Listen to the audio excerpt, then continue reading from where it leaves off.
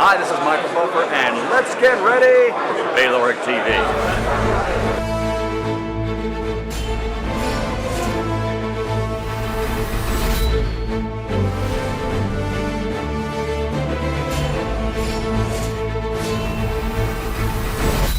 Good morning, good afternoon, good evening, wherever you are in the world.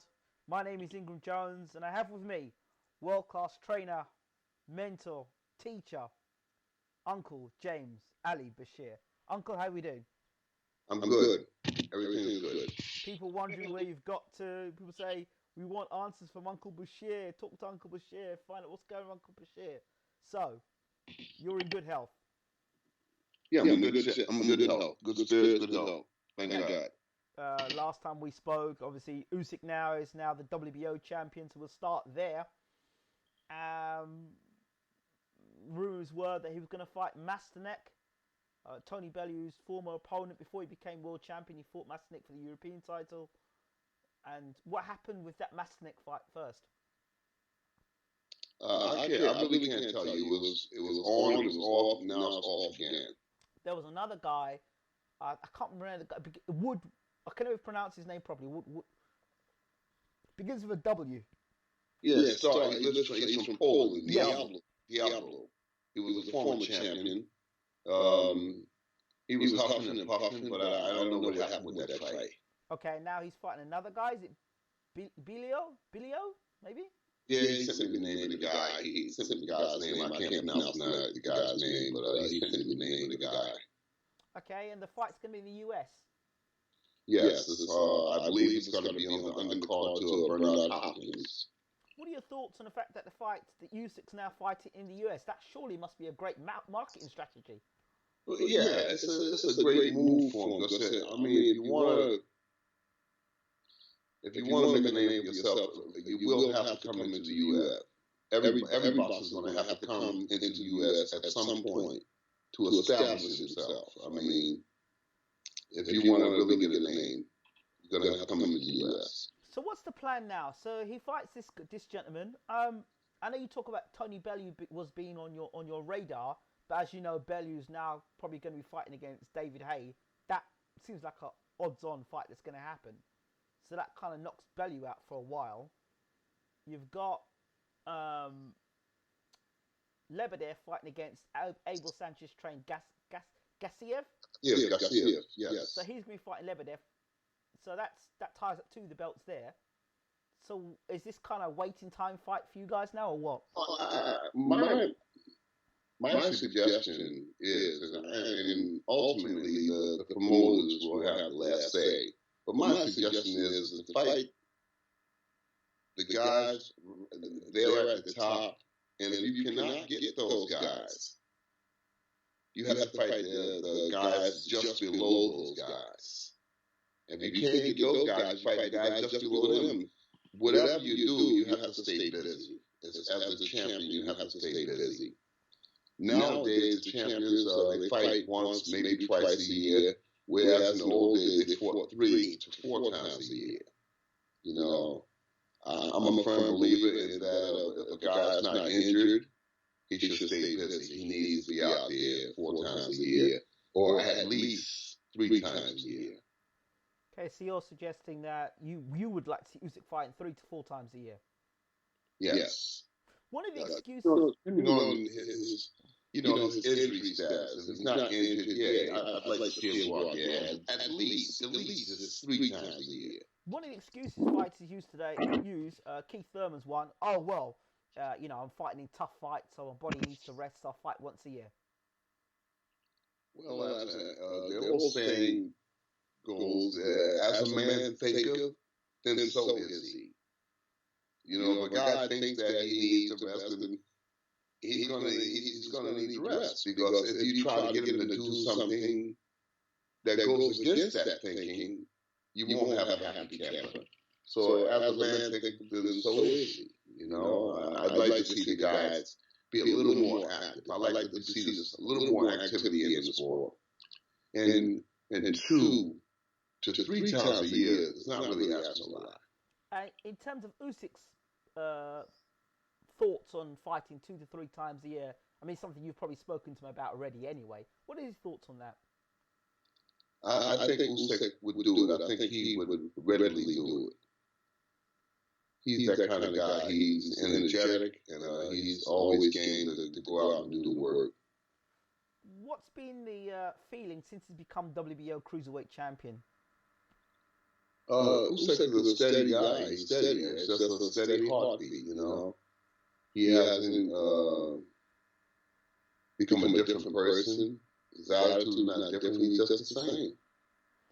So now, now he's champion. What does it mean to you and Camp being WBO champion and as that responsibility now being champion to defend that belt and to go out there and we have the number one attitude and feeling about. We have the same exact attitude and feeling about being the WBO champion as we had about being the WBO Intercontinental champion. We felt and trained as though we were the champ before we became the champ. And now we'll be working as though we were the challengers. This is my attitude about training. One fight that I would like to see Usyk in, just as a fan, sort of like mythical matchup or one for the ages, Usyk versus Steve Cunningham, just because of what Cunningham did as a cruiserweight, his fight against Glowacki, and he's still, he put in a good fight against Glowacki. Would you be ever interested to see that fight as a biding time fight if you can get to that fight? I would go out away to try to see that kind of fight. I wouldn't go out away because you never know with Stevie Cunningham which one's going to show up. I wouldn't go out away. I mean, it's not a fight that I would bend over backwards to try to make. So you think Cunningham brings certain problems as a champion or as a former champion with experience? Most of the top 10 cruiserweights will bring some type of problem. It's not to say that it couldn't be dealt with, but most of the top 10 cruiserweights is going to bring some kind of problem that you'll have to solve in the ring. But doesn't Cunningham bring a few things? He's American. He's got the reputation of being a former champion. His previous fights, knocking down Fury. His previous reign as a cruiserweight champion. His fight against Glowacki. Is that not a good? Would you not say marketing wise, and sort of like where Usyk is today?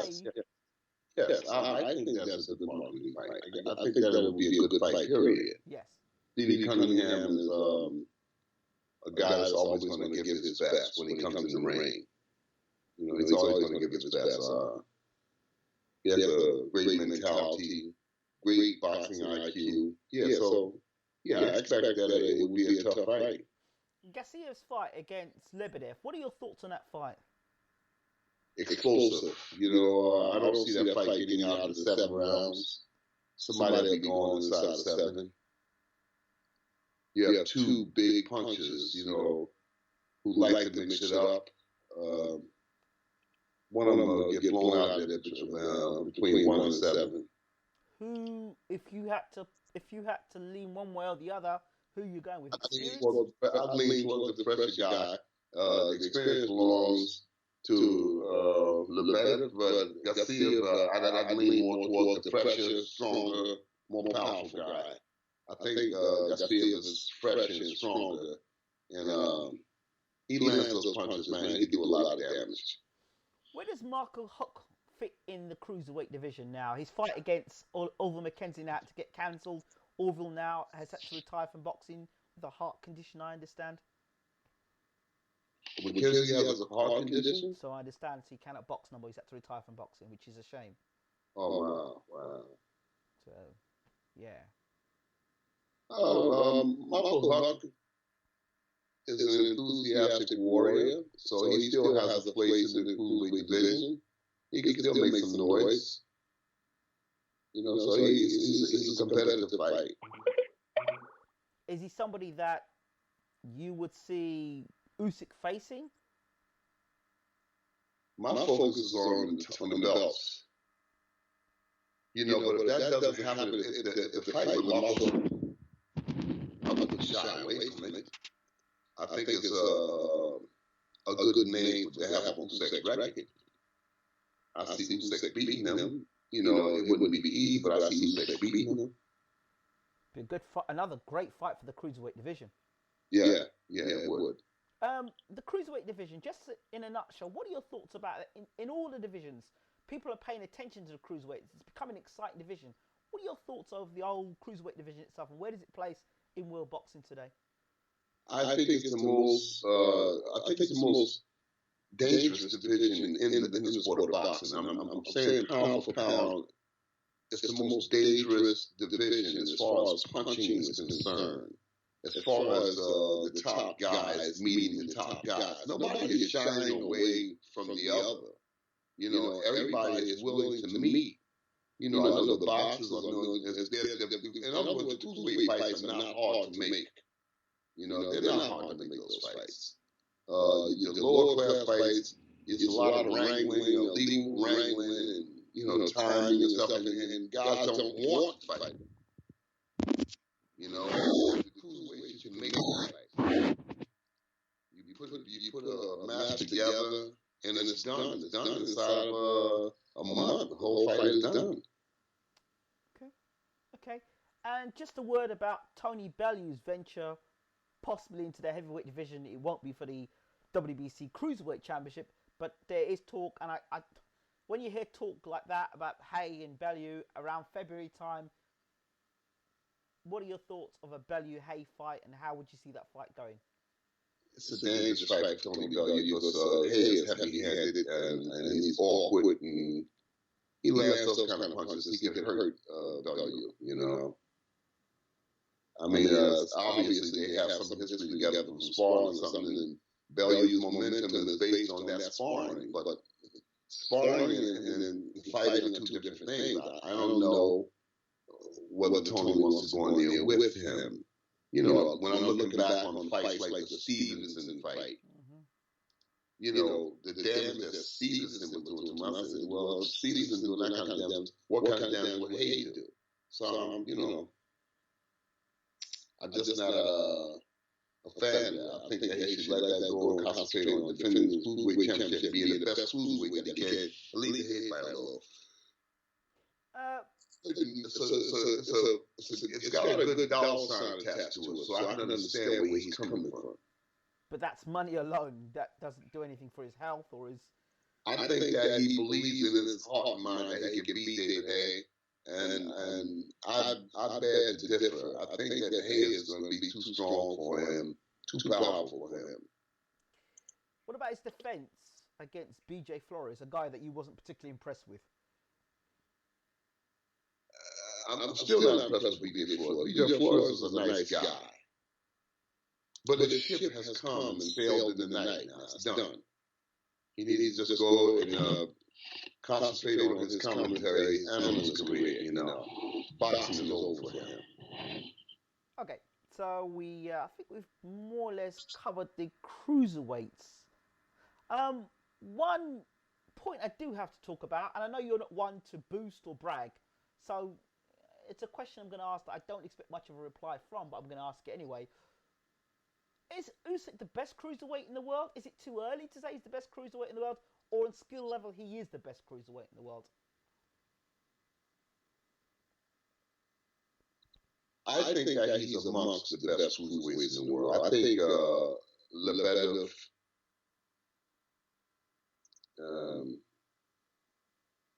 Lebedev would be most notably the best in the world. Bellew as a champion, so you have to consider him the three. The three: Bellew, Lebedev, and Makhachev. And I'm being modest in saying that, despite what I think, you still have to acknowledge the presence of these men until which time they get a ring with Usyk to make it happen. Okay. I have my own reservations, looking at the styles in my mind. I have my own reservations, but I'll let it rest with that. Amongst those four, Garcia is in there. It's a couple of guys right there outside of those top guys that can cause problems. Marius Breeders. Yes. You know, there's a couple of good guys there. So we just have to wait for Usyk to have one, maybe two defenses to establish himself against different styles to find out. And Glowacki is still there, you know? Yes.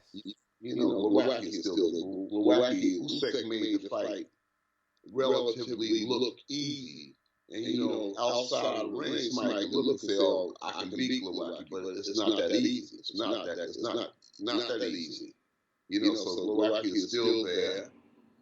He's still a force to be reckoned with, still a dangerous fighter. You know, and we could wind up facing him twice. You know, we could wind up facing Glowacki twice before we exit the Cruiserweight division. So yeah, there's some good guys, some good fights there, you know. I don't go as far as saying that Usyk is the best in the world. You know, I want to be reserved in saying that, but we need to see him in action 2, maybe 3 times before we can make that observation realistically. Right. Okay. So when do you have Usyk back in camp again to prepare for the December 17th date? Well, Usyk is doing his conditioning now. I'll be in either California or Las Vegas within the next couple of weeks. I'll be there to start the training. So the training will be based in America this time and not... Yes, we're going to train in America. Do you have selection as to where the camp will be, or do you have to go where you're told? As far as I know, we'll be training in Oxnard, California. Robert Garcia's gym. Yeah. Is there a problem with that, being in the Garcia gym, or...? I don't know whether that's the gym or not, but I assume that's the gym. If we're training in Oxnard, it's probably going to be there. Garcia's gym. Anyway, you know, I don't have... What I need most of all is the fighter's attention. Right. I can train anywhere, and I trained everywhere. In my years in boxing, I trained everywhere. I trained under every condition, every climate. So it doesn't matter. As long as I have the undivided attention of the boxer, I'm good. Big Bear Mountain. Have you ever trained up there before? Yes, I trained in Big Bear before. Oh yeah, obviously with Lewis and... Yeah, Lewis. What was it like at Big Bear? In terms of training facilities and stuff? I hear a lot about it, but... It's nice. It's nice. It's a dangerous mountain to go up, you know. Oh my goodness, it's a steep mountain. It's a very steep mountain. Austria, where we train, is a very steep mountain. You know, they don't have a lot of guardrails, and it's just all down. It's all steep mountains. And I'm saying, you know, you're driving in the nighttime, and it's just steep. It's just very dangerous to me. You know, I was hyperventilating all the way up this mountain going to Big Bear. I still remember that. It's been many years ago since I've done that. There's a few places in Grenada that's like that as well, Uncle Bashir. Man, I was like looking down and saying, why don't they have guardrails just in case the driver goes to sleep or something hit him, so he can hit a rail up, you know. In Austria, where I mentioned, it's a steep mountains. Yeah. The box and... You know, if anything goes off, it's over. You're gone. And in Grenada, they just speed round them. They go speeding up the top and speeding down the bottom. And you're like, hey, whoa. And they're like, we're experienced. One hand on the wheel, sort of on the mobile phone in the taxi. And you're like, right. It's very dangerous. It is. But to people that do it every day, it's another thing, you know. But Big Bear is a nice place. It's a very nice place. I know they've done a lot of construction since the last time I was there. Okay. You know, it's been over 15 years since I was there, you know. Wow. Interesting. The last time I was there, it was many years ago. It's got to be at least 15 years. It's nothing to do with that. Okay. Speaking of Big Bear and locations, Austria, you know where I'm going now. Vladimir Klitschko. The last time we spoke, Klitschko was in camp to train for Tyson Fury. I asked you, is Vladimir still fighting? Is the fight still on? According to you, it was okay. I spoke to Peter Fury. He said Tyson was okay. The next thing, the story breaks, and Then you said, of course, Tyson Fury should be stripped to the belts. The heavyweight division needs to move on, and Tyson needs to get himself sorted. That actually happened. Tyson's been stripped to the belts. Then we heard a conversation of Klitschko versus Joshua, and then I also spoke to Lucas Brown's manager, and he also said that there was minor negotiations between a Klitschko-Brown fight, but it wasn't nothing big. But the big thing was Klitschko versus Joshua. Tell us more about that from what you know. I think that Vladimir wanted to do it. I think he sincerely wanted to fight with Anthony. And I think Anthony sincerely wanted to fight with Vladimir. It was a big fight with big money. You know, big fight with big money. And I think they both wanted to do it. And then Vladimir has an injury. And then there was some technical problems with the WBA sanctions. I don't understand the wrangling. You know, but I think that the fight is going to happen. It's going to happen in 2017. From your side of things as a trainer or assistant trainer for Klitschko, what sort of condition is Klitschko in? Obviously now he's older. One of the things people are saying are, well, Klitschko's could be possibly over the hill. Most of the people that does this talking, I encounter this conversation all the time. Most people that does this talking, they're talking from their own perspective, dealing with their own physical attributes. Vladimir Klitschko is what they call, just like Bernard, he's an alien. He's an alien because he stays in shape. I've never seen Vladimir Klitschko out of shape. I don't think I've ever seen a picture of him ever been out of shape. Just never out of shape. Even when Vladimir Klitschko is always involved in athletic activity.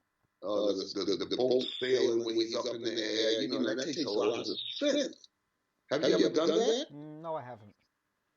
Have you ever hooked onto a kite that was being pulled by a boat where you was up in the air? It takes a lot of strength. He's doing this here 30 minutes at a time, you know? It's very, very difficult to do that. So he's involved in a lot of swimming, a lot of tennis. He's always involved in some athletic applications. And, you know, I think that he can still do it. I think that he can still, but how he does with Anthony Joshua, a powerful puncher, a young guy like Anthony Joshua remains to be seen. Because Joshua is a dangerous, young, powerful fighter. And his momentum is building with each fight. His momentum is building. He's getting better with each fight. I was big on Joshua from the very beginning, from the first time he was in the camp. I told you. You did. I was always big on him because I felt him. I worked with him those 4 weeks we were in the camp. And I told you, this guy, if he has the mental resolve, and I maintain that to this day, if he has the mental resolve, if he can box while he's badly cut, if he can box while swallowing blood, if he can get up from a knockdown or 2 knockdowns and maintain his posture, maintain his poise, and pull it all together, just maintain boxing, and even if he wanted a decision, if he can just collect himself and maintain his mental resolve, I predict that he'll be the second coming of George Foreman. You have said this on a number of occasions. Yes, say it again. I'm telling you, this guy is the real deal. Anthony Joshua is the real deal. But it all depends on what he can take. Can he hold himself together under fire? Under fire, can he hold himself together? Will he fall to pieces when he's hurt, when he's knocked down, when he has to get up? If he's in the mouth, you know. Okay, all right. Well, I won't beat around the bush around this, because you would know, or you may know, how much much can you look into? How much should we look into as boxing fans? Sparring rumors, hearing a fighter's been knocked out in sparring, and these rumors keep going round and round and round. A guy constantly getting knocked out in sparring. How much of that can we take as a pinch of salt? How much can we be alarmed of it? In sparring, it's easy to get knocked out because you're not quite as apprehensive in sparring. You're loosey-goosey. You're not paying that much attention. And then you take for granted the blood gloves that you're sparring with, the protective gear you got on, so you're more apt to take a punch in sparring that you won't do in an actual fight. Okay. You know, you might have your chin there, your hands might be down, and you take chances. In other words, you take more chances in sparring than you do in the actual fight. In the actual fight, you're more cagey. You're more alert. So if a guy gets clipped and gets knocked out in sparring, it's no big thing. I've seen it done a lot of times, you know. Guy get clipped in sparring, get knocked out. Hey, it happens. You know, so, and that's something that's just going to always happen in sparring. But when you're in the actual fight, it's a different ball game. It's a different alertness. It's a different consciousness. It's not that easy. So yeah, he might have got rocked. He's great. Joshua hasn't had that much amateur experience. He hasn't had that much amateur experience. You know? So yeah, he probably made some mistakes. He probably got clipped and hurt a couple of times. But I don't put a lot of stock into that kind of stuff. I don't put a lot of stock into it. Even if these rumors are coming by a guy that may have been a cruiserweight that knocked him out, do we look into that, or do we just ignore stuff like that? Well, it doesn't make a difference. A guy can punch. If he lands the right punch, he can knock a guy out. You know, he got clipped. But knockouts come from landing on pressure points. You know, you can even get knocked out on the shoulder blade. You can get hit on the shoulder blade and get knocked out. You know, it's just pressure points. So cruiserweight knocked him out, no different, you know. Cruiserweight is another small heavyweight. So let's talk about, there was a mooted fight between David Price and Anthony Joshua. And Price was talking about what he did to him in sparring and knocked him out in sparring. Oh, please, go away. Price, go away. You know, go away. You let a guy that was in a virtually in a wheelchair knock you out twice. So you go straighten that out and then come back and talk to us. You know, I'm not big on Price. He got knocked out twice by a guy in a wheelchair. You know? And then I ain't somebody who I'm going to come back, I want to do this, I want to do that. He got knocked out twice. And then in the last fight, he got knocked out. What was the African? Yeah. Come on. You've been up to bat a couple of times. You didn't do well. You know, now you're talking about going straight to the front of the line and fighting Joshua. Come on. Joshua will clip him and get him out of there, in my mind. If Joshua lands anything, he's going to get Price out of there.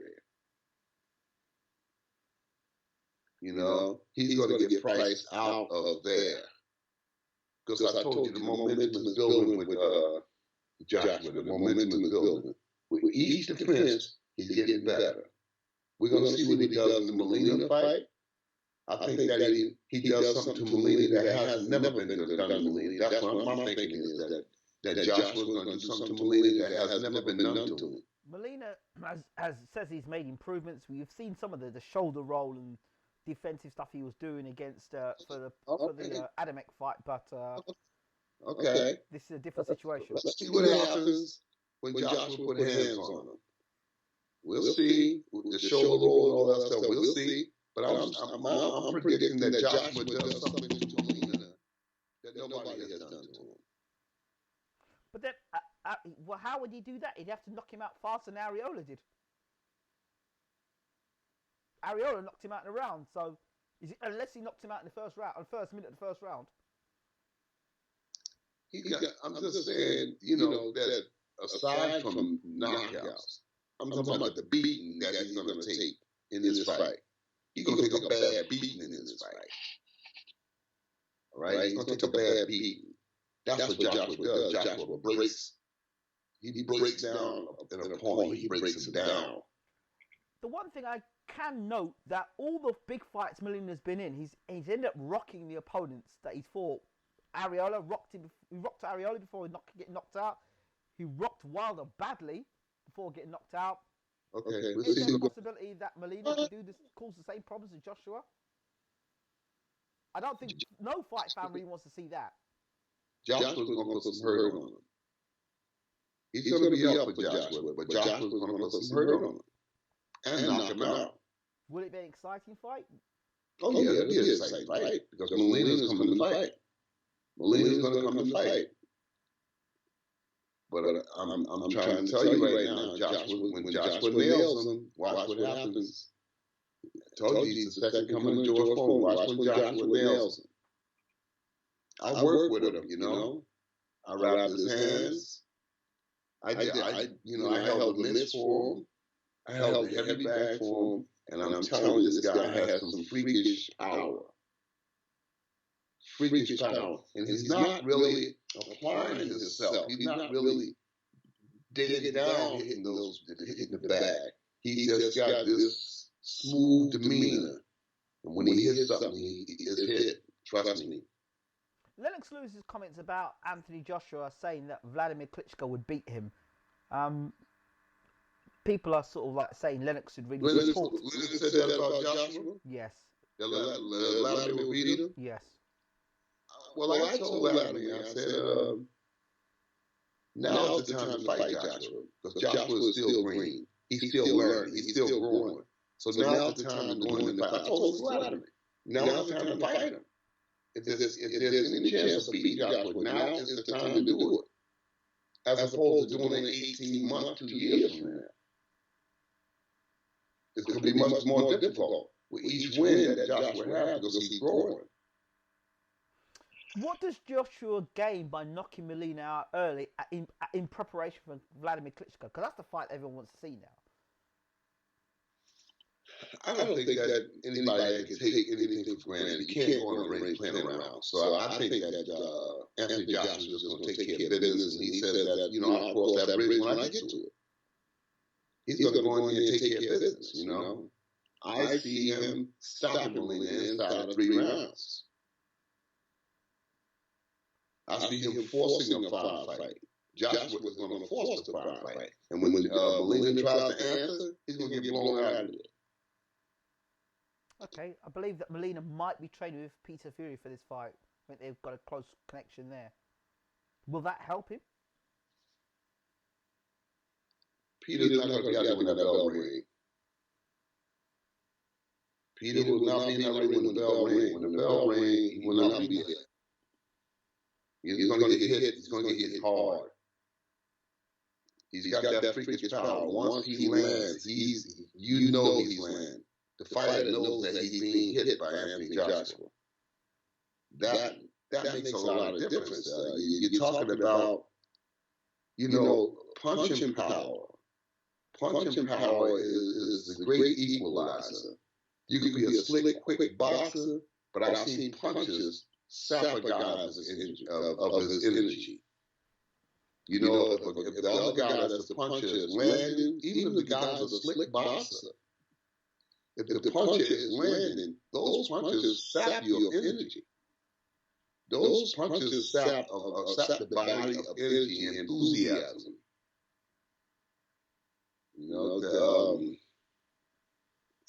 My friend used to tell me way back in 1959, 1960, 1961. He said, if you got 2 guys in the ring, a boxer and a puncher, he said, the boxer is not Muhammad Ali and Ray Robinson. He said, put your money on the puncher. Yeah, that's what he said. He said, that boxer is Muhammad Ali or Ray Robinson. He said, put your money on the puncher. Now, of course, you got Sugar Ray Leonard, Floyd Mayweather, Andre Ward. You got to add those guys to the equation. He said because that punch is going to stop that guy over 15 rounds. Now it's just 12 rounds. But he said put your money on that puncher. He said the boxer may go out in front 5 to 7 rounds. He said, but somewhere going down that long street, those punches are going to sap him. They're going to sap the opponent. And when those punches start sapping the opponent, the opponent becomes vulnerable to the big shots on top. If that punch lands that big shot up in the neck, in the temple, on the chin, look for the other guy to go. Wow. You got, I mean, when you get these heavy-handed guys, that's the kind of damage they can do. Even when they're taking the shots on their shoulders, on their biceps, triceps, elbows, when they're taking those shots have numbing power. You got Adonis Stevenson. He has numbing power with that left hand. There's no doubt about it. He can hurt somebody with the left hand. Sergey Kovalev, numbing power. The people that he has sparred with, different people that he has sparred with has come back and said, listen, this guy is punches like a mule, okay? I know people who have sparred with him and said, hey, man, this guy is for real. He punches like a mule, right? You can't let him land shots. They take for granted. Like I said, when you got headgear on, and you have gloves on, 20-ounce gloves on, 18-ounce gloves on, you tend to take more shots than you would in a fight with 10-ounce gloves on. Right. And they have told me that this guy is the real deal. He can punch. He has numbing. There was numbing power. So. Right. Okay. Josh was one of those guys. Another man that you would know of, Dillian Whyte. He's going to be fighting nemesis Derek Chisora. They did a face-to-face, and it was quite, quiet at the press conference. And then they did a face-to-face again, and it all blew up at the Sky Sports Studios. And water was thrown by Chisora, and then Whyte tried to glass Chisora, and security had to come in and stop the filming. Who wins that fight? I don't know. The jury is out on that fight. I don't know. I think Chisora has more experience, but they're both from hotheads, And when you're hothead, a lot of things can come into play in the fight. Both of them are very emotional, so they won't be at their best scientifically in the ring. They're going to be fighting on their emotion stuff. So I don't know. That's a gimme fight, I don't know. Yeah or nay on that fight. I can't pick a clear winner. Where do you put Derek Chisora in terms of his career now? Is he on the slide? Is he kind of like... Where is he? This fight will decide it. This fight with Dillian Whyte will decide where Derek Chisora is in his career, and it would also decide where Dillian Whyte is. Did you see his last fight against Ian Lewison? No, I see Dillian Whyte. I have to look at that fight. Okay, no problem. What happened there? Stopped him in the 10th round. Don Charles put in the towel. Was that a surprise? Not really, no. To be honest. No. That's why I didn't see it. Was Ian in the fight? He was trying. He was throwing big bombs and stuff, but his eye got swollen. So, I think either broke his nose or busted his eye in the early rounds, and basically that really. And then, so. Yeah. Well, Derek Chisora or Dillian Whyte, this fight will decide where each one of their careers is headed to. Okay. This fight will decide it. The return of Samuel Peter. Give me a break. He fights Pulev in Bulgaria, I think somewhere in December. Who's going to beat him? Who's going to beat him? Samuel's been out too long. He's coming back and taking a fight like Pulev in Bulgaria. Really? Yeah, he fought the other day, knocked a guy out. I think he also that, so he's back. I think that Samuel's been out too long. What is he, 300 pounds? God knows, I don't know. No, I don't see him beat Pulev. Okay. I'm surprised that Pulev's career has gone the way that it has. I expected him to jump right back into the picture and maintain his position at the top. I expected a lot from him that didn't happen. He just went into oblivion. After the Vladimir Klitschko defeat, I expected a lot from him. I expected him to go right back to the forefront of boxing, but it didn't happen. I understand Pulev would be Joshua's #1 contender. He'd be mandatory for Joshua because Parker's now going to be fighting Ruiz. Right. So it would be Ruiz versus Joshua. Should the Klitschko fight not happen?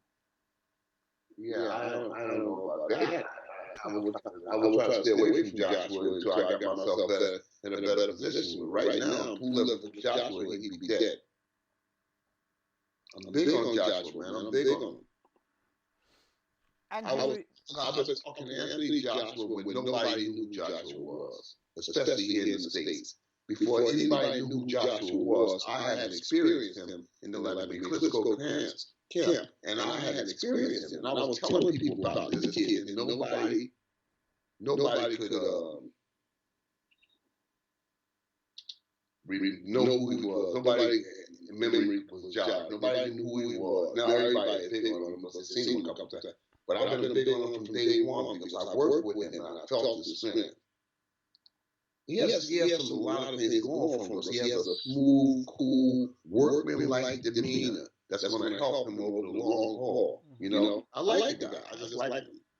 He definitely has all the talent in the world. He's got the goods. He's got the goods.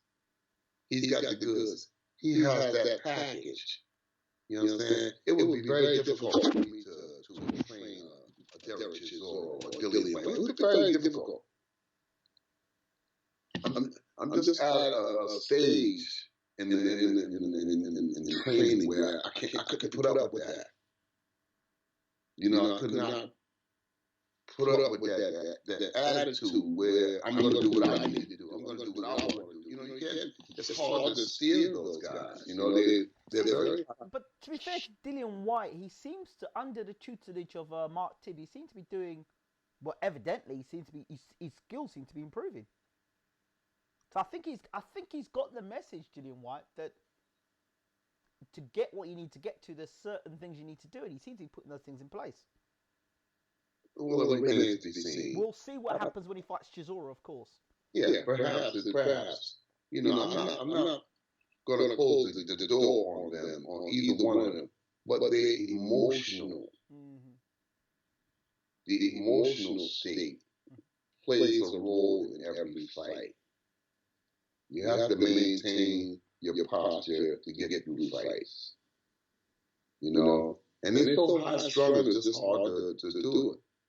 But again, every trainer is not for every fighter. I've always believed that from the very beginning. Every trainer cannot train every fighter. You know, it takes a chemistry. You know, it takes a chemistry where both of them can come together and say, you know what, I like this guy. And then the fighter says, I like this guy. I can work with this guy. And then other times you just can't fit it in. Mm-hmm. It just won't fit. One is up here, one is down here, one is up there, one is over there. Yep. I haven't got a clue what they're doing with one another. Right. Here's what I'm going to throw out to you. Abel Sanchez, Andy Ruiz. Abel Sanchez, Andy? Yes.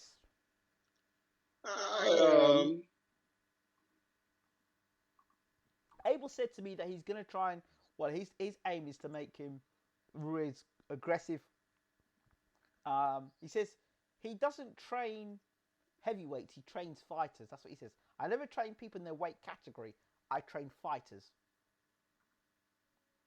So he says, for me, it's about training the fighter with what they've got as opposed to the weight division that they're in. He has a point to some degree. However, I do think that certain trainers does the best work with certain fighters at certain weight classes. You can't train a heavyweight the same way you train a welterweight.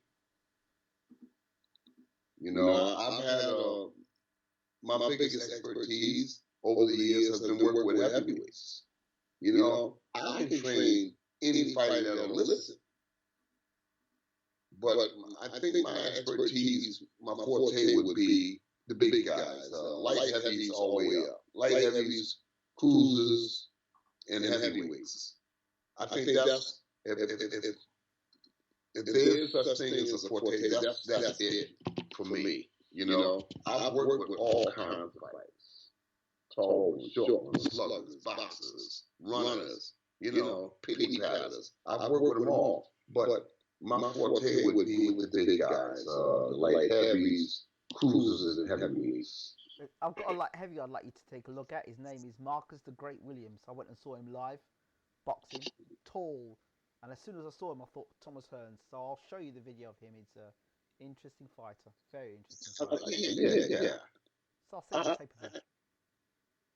I think, again, like I said, I think that the big thing that's missing from the sport of boxing is sound teachers and sound teaching.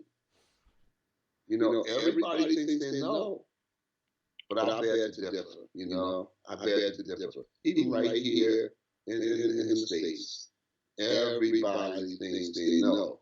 But when it comes down to crunch time, nobody is able to deliver sound tactics for the fight.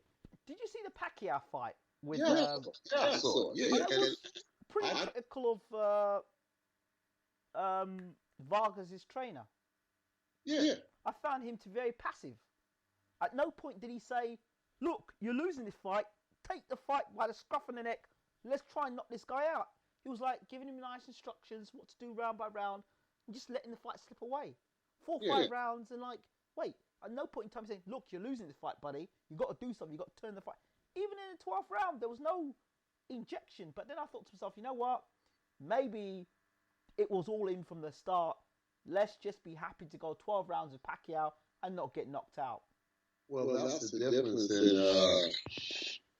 I don't know the young man, whatever his name was. I don't know Jesse him. Vargas.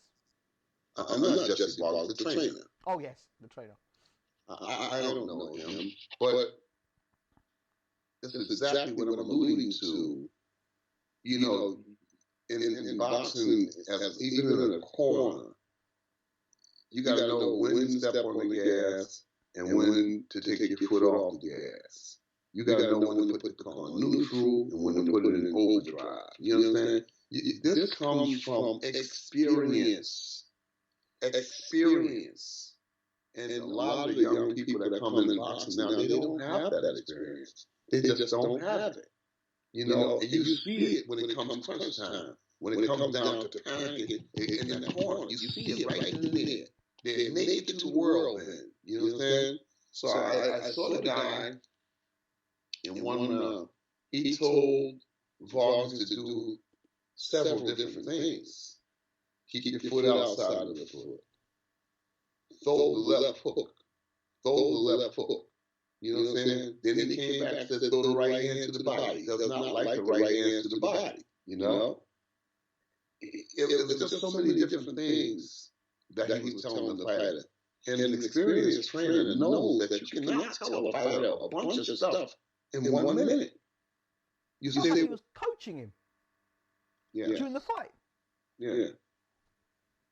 But that's what I saw. That was just my... Yeah. But he was getting broken down. Pacquiao was breaking him down. He had some success landing his right hand, but Pacquiao didn't seem to give a damn about his right hands. Pacquiao didn't even care about the right hand. Pacquiao was moving into the right hand. From the southpaw stance, he was moving in a way that southpaws don't move. He was moving into Vargas' right hand, saying, go ahead and throw it. Go ahead and throw it. When you do, I'm going to clock you with his left hand. Go ahead. I dare you. He was daring him. He was fighting Vargas the same way that Ray Leonard always fought southpaws. Ray Leonard did that same thing. Ray Leonard would be fighting southpaws, and he'll move right into the southpaws, right into the face of the southpaws, and say, come on, go ahead, go ahead. He has his throw your left hand. Ray Leonard said, go ahead, throw your left hand, and I'm going to throw my right hand. If you look at Ray Leonard, box Tony Schiavone, and you look at Mayweather that box Ayuk Kalu. Watch how he boxed southpaws. He break a southpaw down. He didn't care. And Pacquiao was boxing as a southpaw, but he was going right into the Vargas' right hand, so he didn't care. Against a puncher, that might not be such a good idea. A Thurman or maybe a, you know. Pacquiao's Pacquiao. And at 37 years old, he's not going to change. That's my point. He's been in with Marquez 5 times, Barrera 3 times, Morales 3 times. Those 3 fights alone spelled the end of his career. And the Bradley fights. Yeah, but even before we get to the Bradley fights, he's been in it. Those 3 guys right there. We're talking 11 fights, career-ending battles. Pacquiao's a warrior. You got to give the guy a lot of respect. Absolutely. He's just so durable, so tough, and he's moving with so much speed and grace in it. He's in and out, over here, back here. He's just all over the place, you know. And he's powerful. He has some powerful punches. He was busting balls up with that left hand. He was throwing that left hand. He was throwing that left hand hard. Did you see Vargas' face? He was hitting him hard with that left hand, you know? I'd like to see Pacquiao fight Khan in the UK. Mm-hmm. How would that fight go for you? He'd beat Khan. Mm-hmm. What about Brook? Brook would be a tougher challenge. It would be a far tougher challenge. Brook would be a tougher challenge, but he beat Khan. Definitely. But still a good fight in the UK. I mean, makes money and gets people in the UK to get to see Pacquiao live. Mm-hmm. Be a great fight. So, Andy Ruiz. Let's come back to Andy Ruiz. Andy Ruiz versus Joseph Parker. Your thoughts? Tough fight to pick. It's a tough fight to pick. It's a tough fight to pick. April Sanchez is talking about Ruiz backing Parker. I don't know if that's a good idea. I'd have boxing. I don't know whether being aggressive with Parker would be a good idea. It'd be, in my mind, playing into Parker's hands, playing into his power.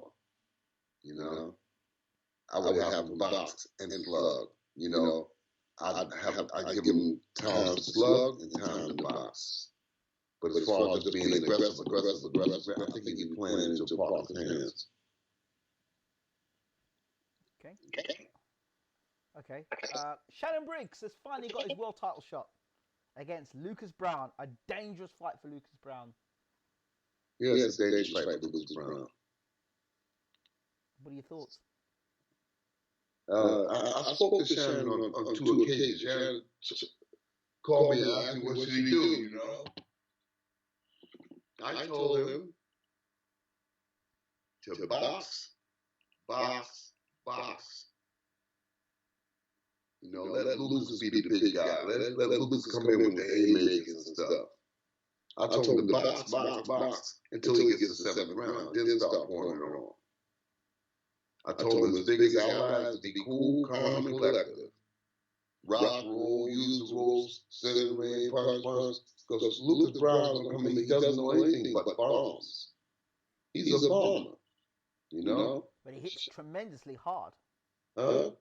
He hits very hard. Yeah. But my Shannon Briggs hits tremendously hard too. I mean, I don't think Briggs will get hit any harder than George Foreman hitting him, to be honest. Right. I think that Briggs can bust up Lucas Brown with boxing skills.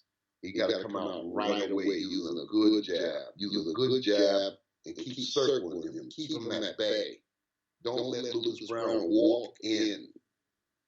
Don't let him walk in, and don't lay against the rules. Lay against the rules, he's gone. Really? Yeah, he can't lay against the rules. He's got to keep the action in the center of the ring, and he's got the box. He got the box. Shannon Briggs can box. He's a boxer puncher. If there's ever any evidence of the low boxer puncher, that's what Shannon Briggs is, a boxer puncher. Good boxer. But at the age he is, Yeah, I mean, his IQ hasn't diminished any. You know, he has to take this serious. He needs to get in the gym now. He needs to get in an isolated situation and become focused. This is his big opportunity and his last opportunity. He can win this year. I know Shannon. He has a cool demeanor.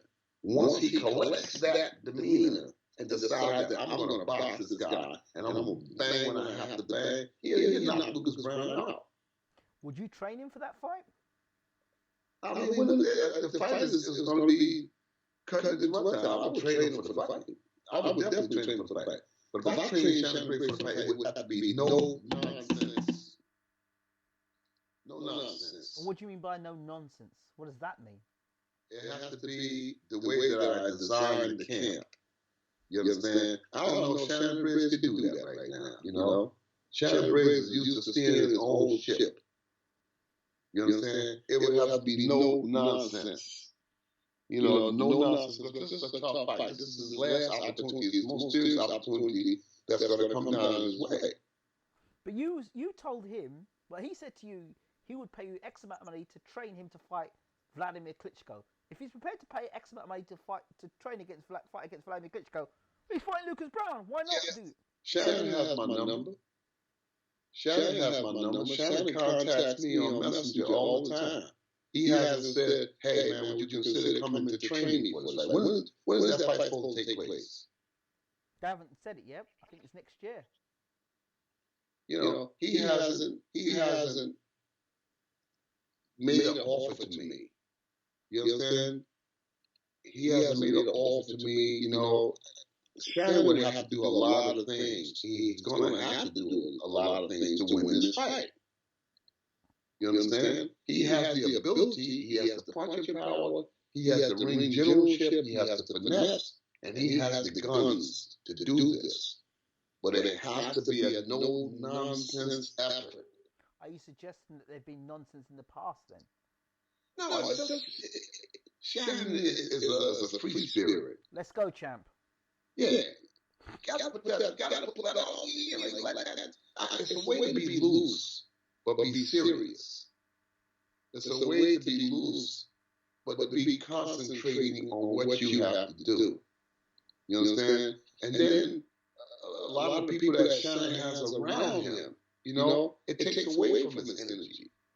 But I know Shannon. I know when he gets down to business, and he becomes focused, he can do some amazing things in the ring. This guy can box.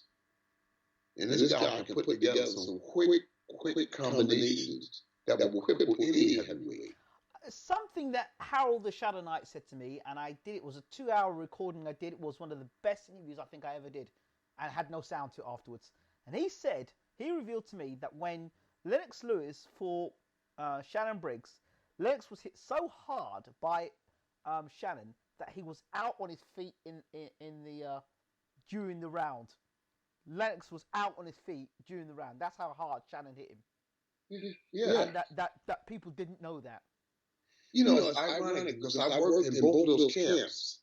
I worked in Lennox camp first, and Lennox threw me out of the camp with the guy I had, the African guy I had.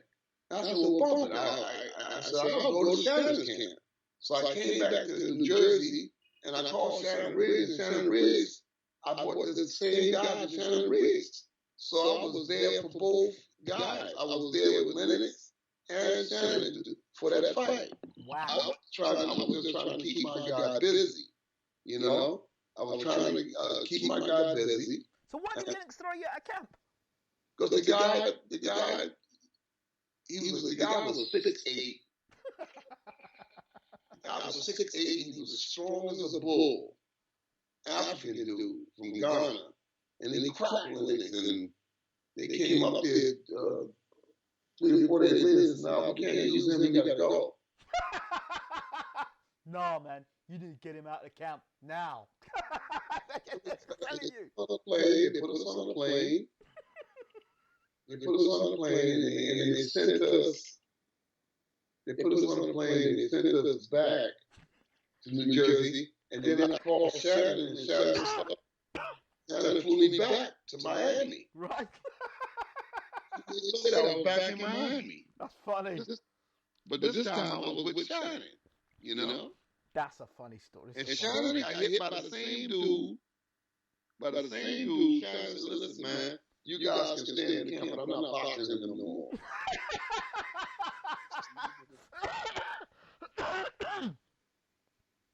The guy, Shannon, Shannon did box again. Never boxed again. Shannon, I'm not boxing him. Who's this dude then? Who's this unknown dude? His name was Liadio Hassan.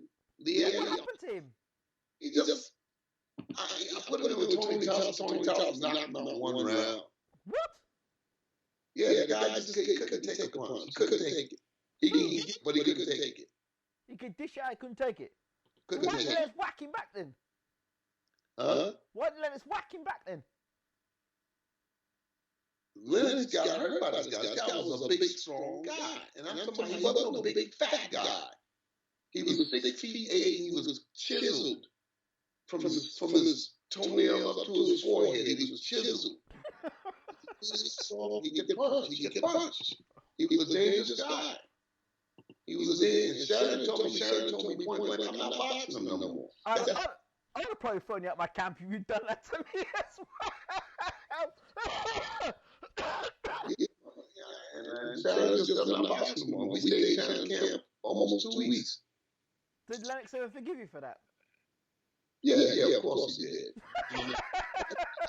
I'd like to do that again, but you know, man, this guy messed around and hurt the guy, hurt Lennox, you know, hurt his neck or his back. The guy was a big, strong guy. He could punch. Right. He could punch. He could punch really, really good. Why was there bad blood between Lennox and Shannon? Because I remember one point that Lennox and Shannon were in the same gym or were training the same time, or somebody mixed them on someone else's training camp or training times. I don't know. That was a bad blooded affair. I don't know. I don't know about that one. You know. They reported it in the news, but I don't know. But there was some bad blood between them, and you know. I'm about business, all right? I'm about the business of boxing. No, don't plan around. When it comes time to fight, and I'm about business. I'm about being focused. That's what we have to do. And I mean from every facet. You know, you observe the videos. I'm just old school, you know? I all that raw stuff, I don't want that. I don't want that here. I want to be focused. Focused, calm demeanor, good box. Shannon Briggs got a lot of tools. Shannon Briggs got a lot of tools that he don't even use. Because the people around him is not making him aware of what he has. Wow. The people around him are not even calling on him to use the things that he has. He could out-slick this guy and knock him out. Why do you think David Haye didn't fight him? Because David Haye is a wise businessman. But he was talking a lot of talk beforehand. Yeah, you fight him under Carl and then I'll knock you out. Yeah, but David Haye is a wise businessman. David Haye weighed up pros and cons and said, look, I can probably get Shannon Briggs out of it. But at the same time, Shannon Briggs can probably get me out of it. I don't need this. You know, and I, you know, David Haye is so close to the brass ring, he said, you know what, I don't need this.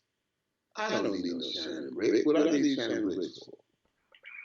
So, technically, well, basically, if Parker were to get rid of Ruiz, Haye would have to fight him within 120 days, or Parker would have to fight David Haye within 120 days. That's what I'd like to see. Who wins? It's hard to say. Very difficult to say, but there's one fight that I would like to see. David Parker and David Haye. David Haye and Joseph Parker, yeah. Joseph Parker and David Haye. Let me ask you a question. you would know about the technicality of this, right? Let's go back to when Haye fought Klitschko for a second. And there was something that Emmanuel Stewart, I remember him saying, rest in peace, Emmanuel, by the way. He said something about David Haye's stance. He said where his legs were wide apart. He said the way to shut David Haye down was just basically for Klitschko to stand tall and use the jab, because every time David Haye's legs wide apart, so wide apart, he would have to bring his feet back together to reset to throw shots. So all you do is stick the jab in his face. Stick the jab in his face. Reach, when you spread your legs like that, it takes away from the reach. This is it. So when he pulls his legs up, you can see it takes a half step back, and then he's out of it. So that was it. Throw the jab, and then take half a step back. That's how he shut David Haye down with a left jab. Yeah. I mean, when you spread your legs like that, you take it away from your height and your reach. You're going to get shorter, and your arms are going to get shorter. So when you close your legs, you're going to get taller, and your arms are going to become longer. But the guy, at the same time, the opponent takes a half step back, and he's right back in the same place again. He can see him. He can see him angling and straighten up. So. And let's clear something else up as well.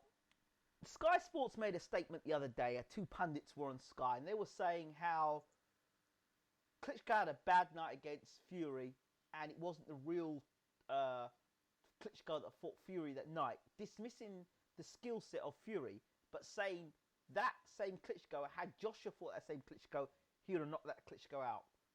Can you kind of give us your version of that? Joshua was in there tonight, he would knock Klitschko out. That night, that Fury fought. Well, I think if Joshua was in, it would have been a different fight, period. Styles makes fights. Mm-hmm. You can never compare one fight to another because the styles are different. Tyson's style was awkward that night, complicated. He was jumping in, he was going here, there, lefty, righty. So he brought a lot of things to the table that night.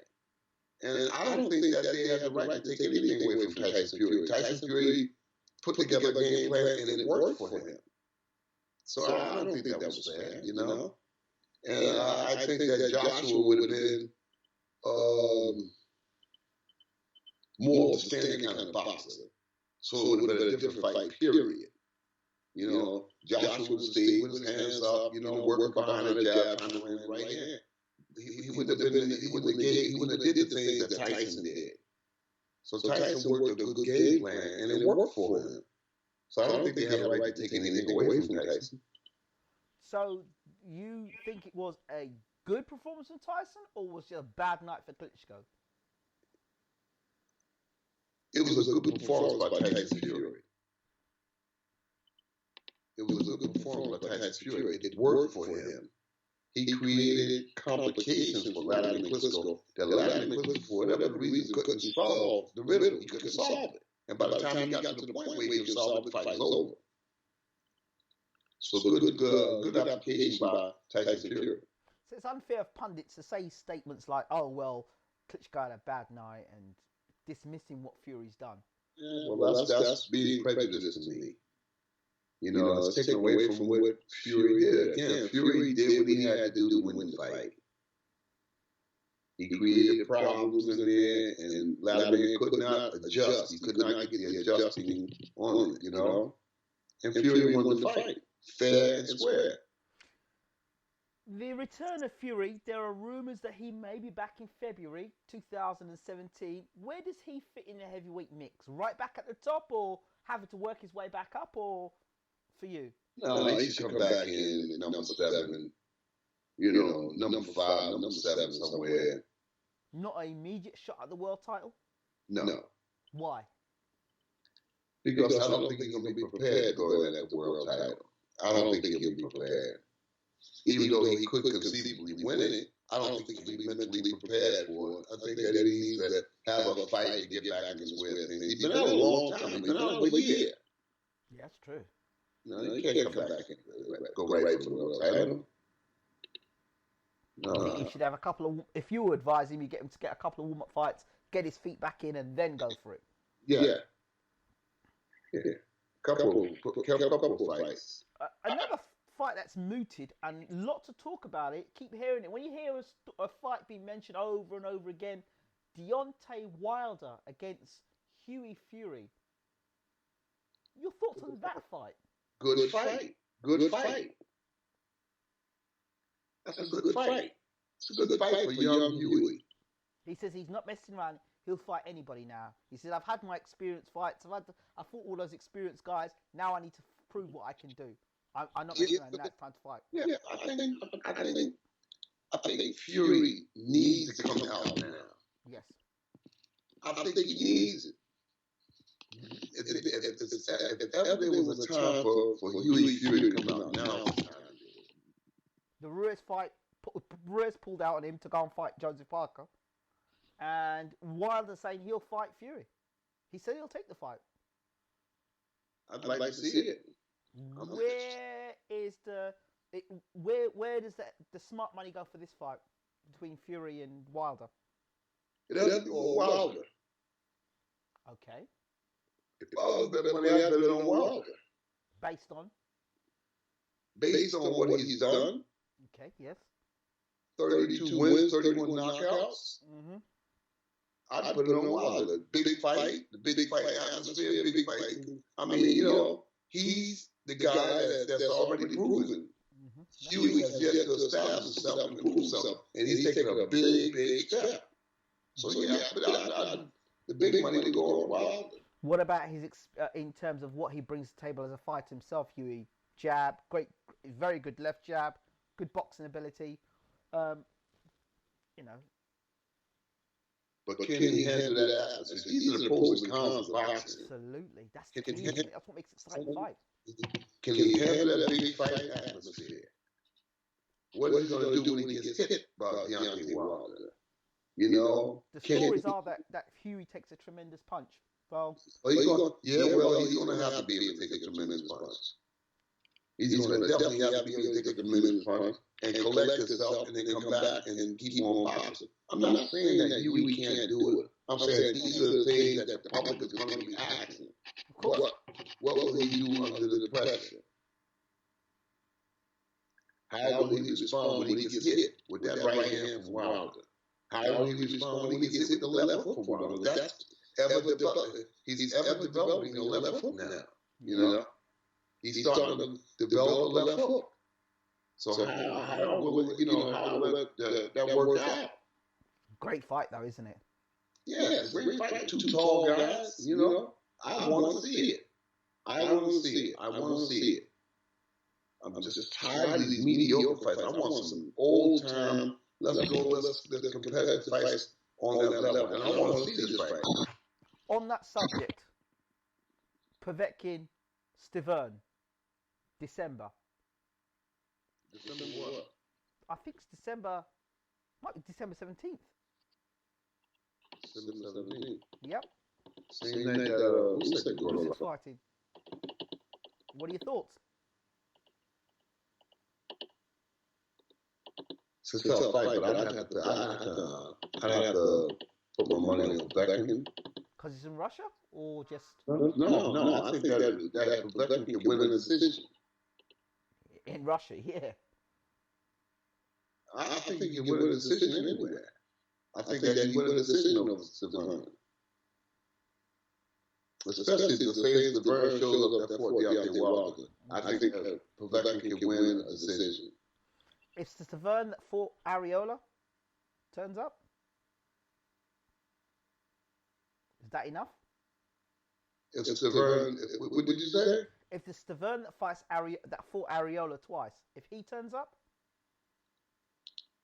Look, that was a good Stiverne. But the bottom line is that Povetkin's a tough guy. He's tougher than what people think he is. I didn't realize how tough he was until he fought Klitschko. And I was there ringside, and he was getting hit with the biggest bombs in the world. And he got up, man. He got up, kept getting up. And he fight back. Not saying that Stiverne has a bad mentality for boxing. But if I had to pick between the two, I'd pick Povetkin to win a decision in that fight. Would you call that an old school fight? Yeah. It's going to be an old school fight. Yes, it's going to be an old school fight. How do you see the fight turning out in terms of the tactics and the two guys fighting? I think Sparring has good enough boxing skills to take Povetkin out there to see for about 6 or 7 rounds. But I see Povetkin wearing him down and winning the decision.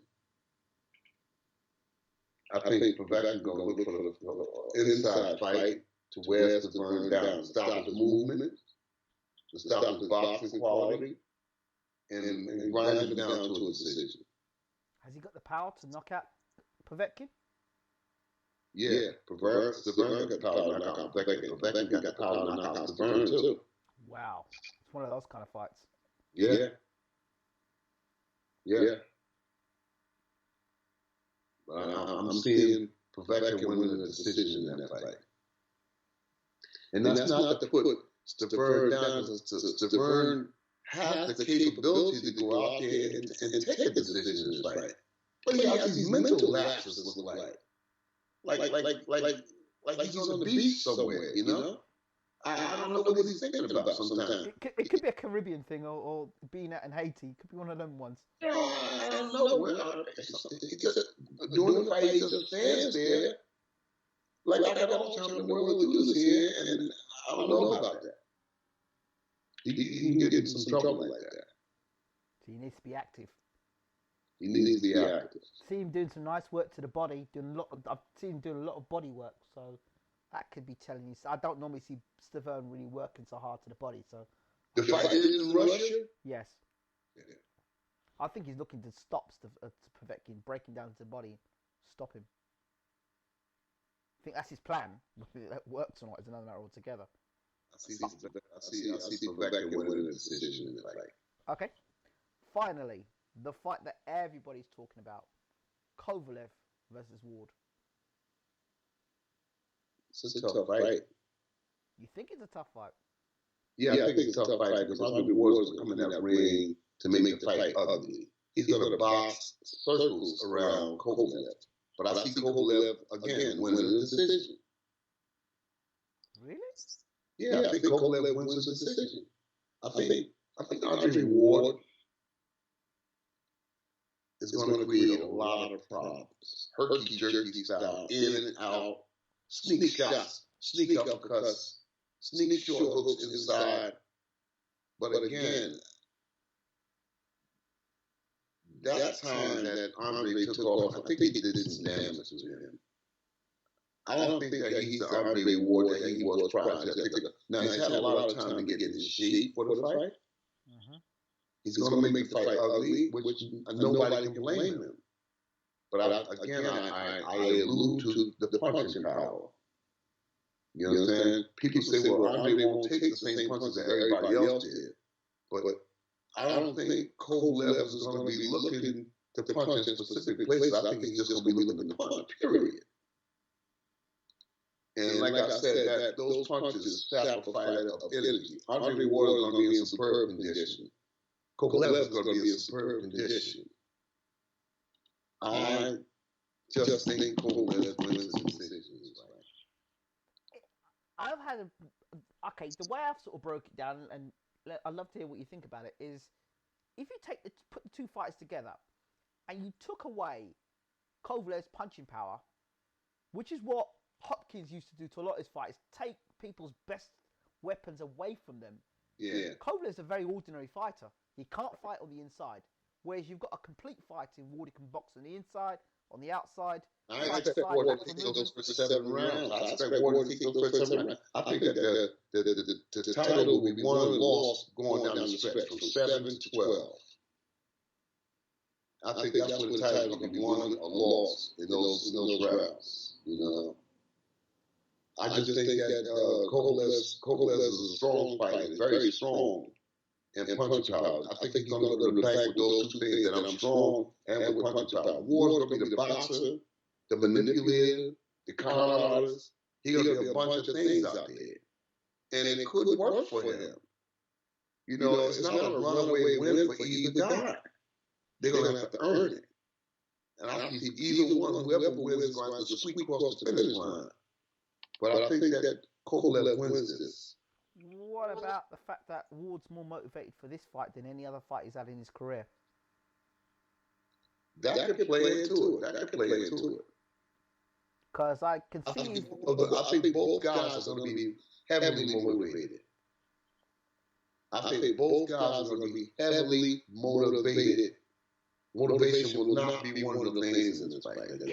The statement that Kovalev was talking on, some of the slur he made on Jean Pascal and Stevenson, regarding looking at Stevenson and calling him a monkey, the racial slur with the whole Kovalev thing, they try to pad that all over.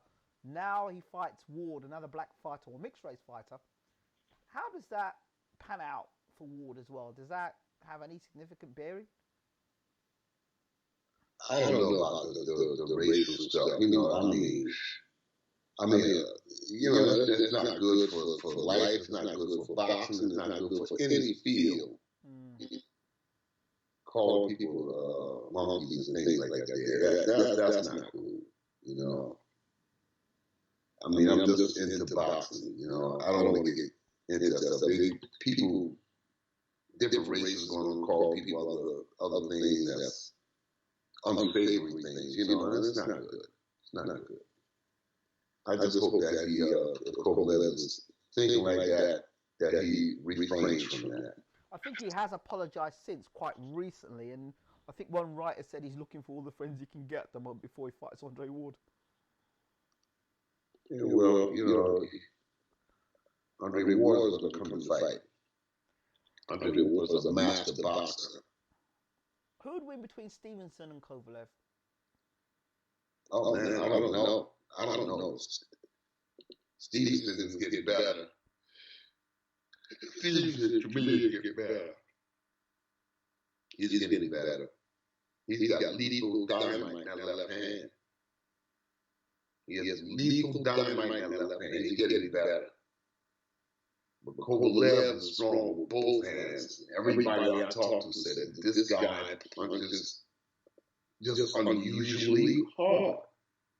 You know, everybody said I just never been hit like that. Well, Darnell Boone made a statement. He says, I fought him the first time, and yeah, he punched hard.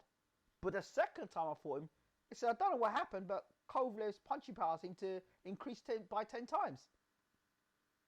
Which he felt was odd. Yeah, he's a physically strong guy. Mm-hmm. He's a physically strong guy. There was a video that's going around recently of Kovalev fighting after a fight. I think that was the fight after he actually killed somebody. And you see the gloves and the hand wraps, but the wraps are not even marked. Is that unusual in boxing? The wraps should be marked. Anyway, the wraps were not marked at all. I don't know what happened there. The wraps should be marked anywhere in the world. A commission has to come in to okay the wraps. And if they're not wrapped, if they're not marked, then what does that mean? That somebody didn't observe their position. You know? Very interesting. But when I'm working a fight, any fight, I always ask the commission to please don't glove nobody up until somebody from our team is there to watch the gloving. And I always observe the wraps to see that who's signing off on these wraps. We need somebody to sign off on these wraps. Don't put the glove on without, because I need somebody to be responsible if something's wrong. You know, so it's, you know, that's one of some of the things that you have to observe during the fight. Very interesting. Very interesting. Uncle Bashir, thank you so much for talking to Bayloric TV. Yes. As always, do you have anything to say to anybody, to the fans before we close off? I'm looking for a big year, 2017, with Vladimir Klitschko and with Alexander Usyk. I'm looking for a big year in the sport of boxing. I'm looking for especially the Vladimir Klitschko fight versus Anthony Joshua. That's one that I'm really looking forward to. Young Usyk has some fights in front of him that we're looking forward to. I just hope that the big fights come now. You know, I want the big fights right now. I think Usyk, coming off of his extensive amateur career, is ready for the big fights. I don't think that we have to wait. You know, I think we can take the big fights now and do very well. The Bellew fight, the Briggs fight, Garcia, Lebedev. You know, I think we can do those fights now. I think we can take those guys right now. And how soon could we expect him to move to the heavyweight division? That's the big question. That's what everyone really wants to know. The progress that we make in the cruiserweight division will indicate when we'll move to heavyweight. The sooner we can get the cruiserweight belts, at least 3 of the belts. If we can get 3 of the belts, 3 of the belts, you know, even if we can't get to 4, if we can get 3 of the belts, we can move on. Would you even experiment like David Haye did, move up for one fight, take a fight, and then move back down to cruiserweight? Well, we already did that. We took one heavyweight fight prior to us fighting for the world title. We took one heavyweight fight, and then he stopped down 7 rounds, you know? So people would want to see him again move up to heavyweight against a guy that we kind of relatively know. Yeah. I can see that happening. I can easily see that happening. He's fought a lot of heavyweights in his amateur career, big guys. Mm-hmm. So I don't think that he can shot with him. Usyk is a rare talent, and he can do it. He's very capable of doing it, you know. So I can see that happening. I forgot to ask you one thing before we do close. Luis Ortiz fighting Malik Scott. Malik Scott fight, you know, pretty well. It's a dangerous fight for Malik Scott, but it's the only fight that's there for him. He's got to do something. He's got to make a move. He's all but forgotten in the heavyweight division. You know, it's this attitude about Malik Scott, like, yeah, but. Everybody say, yeah, but. So, I think that this is a good opportunity for Malik Scott. I think that Malik Scott can go out there. If he has his head on straight, he can go out there and box circles around Ortiz. I think that he can do it. I think that he can pull it off. If he's focused, like I said, it's got to be all business. It's got to be all business. It can't be no fooling around. It's got to be all business because Ortiz is not a bad fighter. But Malik Scott has boxing ability. That's his forte, boxing ability. And if he's collected himself, he can go out there and upset Ortiz. If he upsets Ortiz, he's back. He's right in the mix. You know what I'm saying? If he upsets Ortiz, this is a big fight for him. You know, this is a big fight for him. If he upsets Ortiz, he's right back in the mix. I applaud him for taking that fight, you know. He could have hung around and fought mediocre fight. I applaud him for taking this fight. And one other thing I'm hearing, David Allen, there's talk of him around Sky, possibly him fighting David Price, or even potentially he's asking to fight Luis Ortiz. What are your thoughts of young David Allen? Fighting Ortiz? Or David Price? He's got a lot of heart. But I don't know if that matches up with his skills. You know, I watched him in the Dillian White fighting, and he seemed lost. At times, he seemed lost. I don't know whether this is tutelage or whether it's just him. But he's not ready for those kind of fights yet. He needs work. Peter Fury is trying to match Dave Allen with Con Sheehan. Con Sheehan's only had 4 fights. Yeah. So Peter Fury was obviously going to put him with Dave Allen. Yeah, that's a contemptuous thing to do. You know, David looked lost in the Dillian White fight.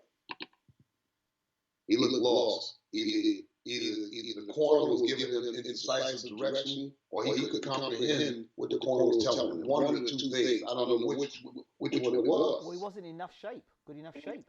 He took the fight with, I think, 2 or 3 weeks' notice. Yeah, but why would he do that? I mean, why would he do that? This is what I'm talking about. If I'm going to be in, if I'm going to work with Shannon Briggs, it has to be a concerted effort. It has to be a really serious effort. We have to put our feet on the ground. We have to sit down and talk. You understand? I have to have a clear understanding going into that camp that this is the way it's going to be. Because there's a lot of people around Shannon. There's a lot of people around Shannon. Shannon always creates a buzz. He does.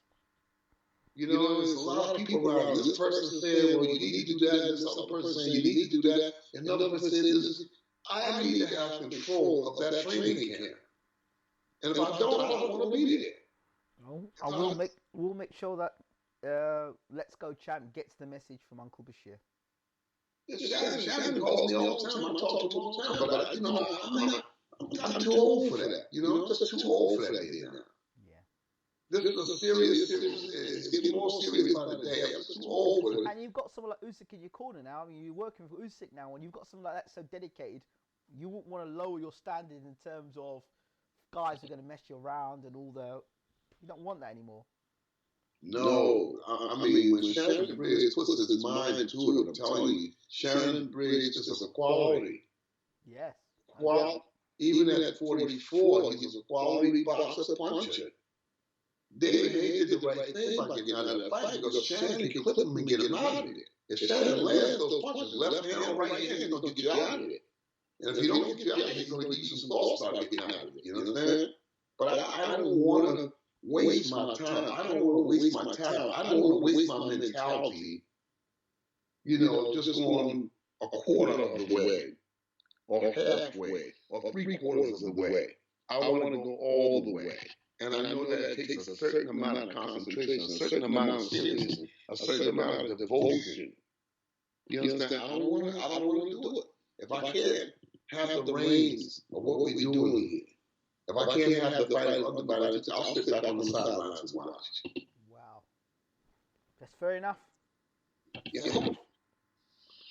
Yeah, I'm telling you, because this guy can be the champion of the world again in the Lucas Brown fight. He couldn't ask for a better fight. He couldn't ask for a better fight. This was a great opportunity. A great opportunity. But you know, there's so many people in Shannon's ear. This is what I worry about. It's what I always worry about. I trained him for 2 fights. But I always worry about, it's always this person, that person, this person. And Shannon Briggs is an impressionable guy. When he trusts people, he's very impressionable. And that's what I worry about. This person said, well, you need to do this, and that person said, you need to do that, you need to do this, you need to do that, you need to do this. He needs to listen to one person. When you go into a boxing match, the boxer has got to get with one person that's going to guide that ship all the way to the time that they put that belt around his waist. That's the person that I want to be. And if I can't be that person, then fuck it, I don't want to be there. My advice to Shannon is he talked about the time where he was in hospital and he was all there by himself and all those people who were hanging on left him behind. Those are the times I would think about going into his world title fight. Think about who was with him then. Yeah. Me and Shannon get along good. Shannon and I get along good. We got much of our background, our life background is much the same. You know, much of our life background is we went through a lot of the same things. You know. Shannon's quite close to my family as well. My cousin in America. Uh-huh. So yeah, they're quite close, and he's got family on the same island as my family in Grenada. So there's connections there too. Yeah. He's a good guy. Shannon Briggs is a good guy, you know. He is. But he's a good guy, and he needs to focus. Yeah, he needs to focus. He could do the George Foreman. He needs to focus. He needs to get that belt on the mantle in his living room. And in my mind, there's only one way to do it. You got to get down and be serious. You got to get down and be serious. You know, and you can't have everybody up in your ear. You got to listen to one person. You have to observe one person, one voice. Everybody else needs to shut the fuck up. You need to be between the boxer and the trainer. Everybody else needs to just back down, sit back, There's not a lot of scientists out there. Shannon knows that I'm a scientist. He knows I'm a scientist. It would be a shame if he didn't come to you for the fight, Uncle. It would be a shame. And not just because I talked to you and we're close. It's because the history. Shannon, it's a historic fight for Shannon. Shannon and I have a history. Of course. Shannon said to me the last time I talked to him, he said he made mention about boxing Maurice Harris. And Maurice Harris gave Shannon Briggs so much problems. Shannon always brings him up. He says, God damn, that guy can box, man. He said, that guy can box. He just gave me all kinds of problems. I couldn't lay a glove on him. Shannon said, I tried to hit him when his back was turned. Yeah, one day outside the gym, Shannon tried to punch Maurice while Maurice's back was turned. He said his back was turned, and I still missed him. I still missed him. I threw the punch, and he wasn't there. He was gone. He said, I was worried about where he was. I didn't know where he was. He was behind me somewhere. He always makes mention about the problems. He said, man, you taught that guy how to box, and he's just one of the most difficult persons in the world that I ever boxed. And never boxed him again. Never boxed him again, you know? My forte is teaching people what to do and when to do it. And why are they doing it? I don't have to teach Shannon Briggs how to box. Shannon Briggs knows how to box. I don't have to teach Shannon Briggs how to punch. Shannon Briggs knows how to punch. You understand? You just got to be serious and focused on this fight. This is his opportunity. So if he misses this opportunity, game over. Well, he's done a good job getting himself into position to become heavyweight champion of the world again. Now he has to back up his Let's Go champ with some Let's Become champ. Okay. Uncle Bashir, thank you so much. Yes, sir.